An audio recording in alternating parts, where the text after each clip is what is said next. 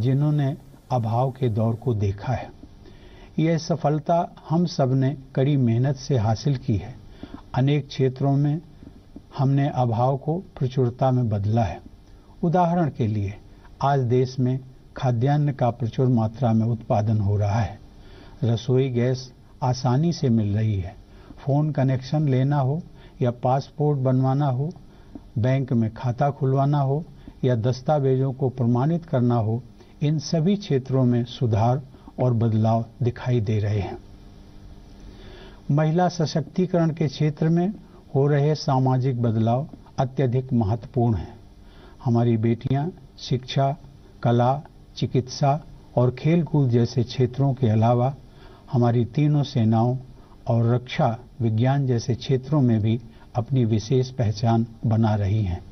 उच्च शिक्षण संस्थानों में पदक पाने वाले विद्यार्थियों में प्रायः बेटियों की संख्या बेटों से अधिक होती है। ऐसे बदलावों के बहुआयामी लाभ मिल रहे हैं। सबको साथ लेकर चलने की समावेशी भावना भारत के विकास का मूल मंत्र है। इस विकास के दायरे में हम सभी देशवासी शामिल हैं। जन सुविधाएं सबकी पहुंच में हों तथा विकास के अवसर सभी को समान रूप से मिले, इस सोच के साथ हम आगे बढ़ रहे हैं। देश के संसाधनों पर हम सभी का बराबर का हक है, चाहे हम किसी भी समूह के हों, किसी भी समुदाय के हों या किसी भी क्षेत्र के हों।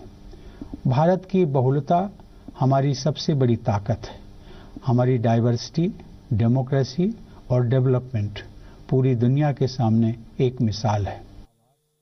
गांधी जी ने अपनी पुस्तक मेरे सपनों का भारत में लिखा है कि मैं ऐसे भारत के निर्माण के लिए कोशिश करूंगा जिसमें गरीब से गरीब लोग भी यह महसूस करेंगे कि यह देश उनका है। इसके निर्माण में उनकी आवाज का महत्व होगा, जहां ऊंच नीच का भेद नहीं होगा तथा स्त्रियों को भी वही अधिकार मिलेंगे जो पुरुषों को प्राप्त होंगे। इस संदर्भ में इसी माह संविधान संशोधन के द्वारा गरीब परिवारों के प्रतिभाशाली बच्चों को शिक्षा एवं रोजगार के विशेष अवसर उपलब्ध कराए गए हैं। सामाजिक न्याय और आर्थिक नैतिकता के मानदंडों पर जोर देकर समावेशी विकास के कार्य को और भी व्यापक आधार दिया गया है। टेक्नोलॉजी और नई सोच के बल पर समाज के हर वर्ग के लोग विकास की यात्रा में शामिल हो रहे हैं।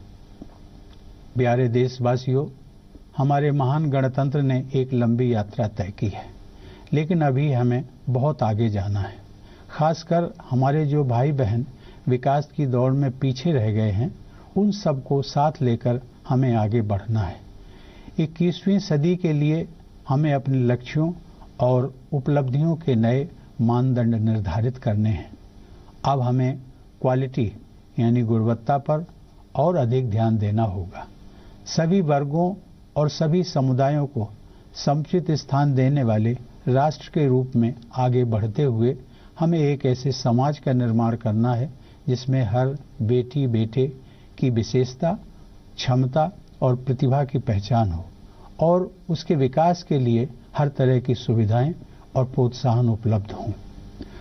पारस्परिक सहयोग और साझेदारी के आधार पर ही समाज का निर्माण होता है।